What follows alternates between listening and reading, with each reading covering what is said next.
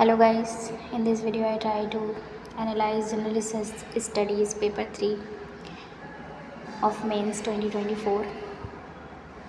So the first question was, examine the pattern and trend of public expenditure on social services in the post-reforms period in India. To what extent this has been in consonance with achieving the objective of inclusive growth.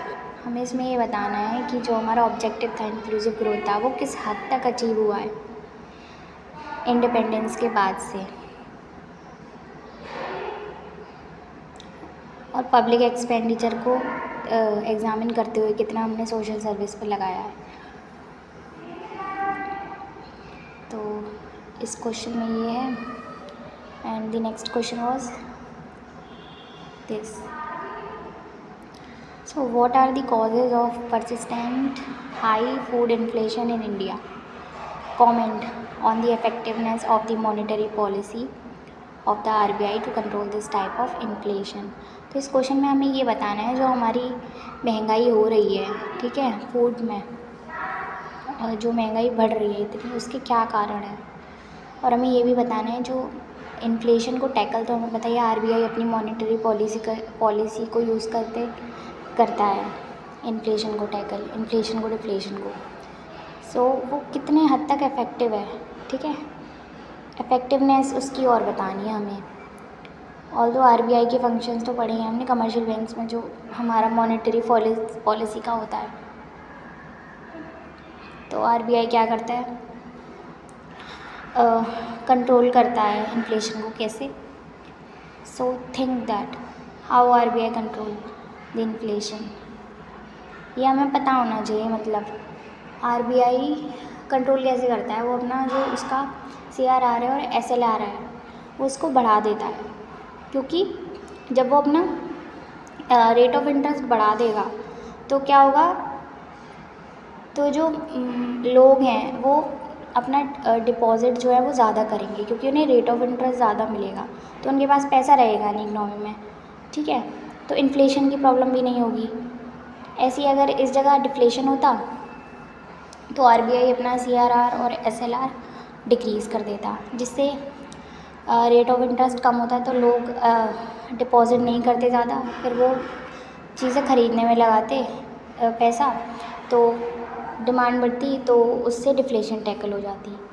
तो ये दो concept हमें पता होने चाहिए। Although ये हमारी class 12th की जो मैक्रो इकोनॉमिक्स की बुक है उसमें हम पढ़ सकते हैं, उसमें बहुत अच्छे से दिए हुए हैं ये फंक्शंस, एकदम क्लियर कर देगा। और उसके बाद ये जो चीज़ है ये हम करेंट से लिंक होके आती हैं, ये हम करेंट से कर सकते हैं। सो नेक्स्ट क्वेश्चन देखते हैं। Next question was, what were the factors responsible for the successful implementation of land reforms in some parts of the country, elaborate. हमें पता है जो हमारा भारत जब आज़ाद हो गया था उसके बाद से चैलेंजेस कितने आए थे। ज़मींदारी सिस्टम को हटाया गया था, लैंड रिफॉर्म्स लाए गए थे, ग्रीन रेवोल्यूशन हुआ था उस टाइम पे। तो लैंड रिफॉर्म्स के फैक्टर्स बताने हैं हमें। लैंड रिफॉर्म्स जो हुए थे, जो ग्रीन रेवोल्यूशन हुआ था, वो ज़मींदारी सिस्टम हटा दिया, उसका जो इम्प्लीमेंटेशन हुआ था वो उसमें क्या फैक्टर्स थे उसके सक्सेसफुल होने के। तो हमें पता ही है, एक HYV सीड थी, एबॉलिशन ऑफ ज़मींदारी सिस्टम, तो ये सब भी ठीक था। और ये क्लास 12th की जो हमारी NCERT है उसे हो जाएगा इंडियन इकोनॉमिक डेवलपमेंट से। नेक्स्ट क्वेश्चन देखते हैं। Explain the role of millets for ensuring health and nutritional security in India.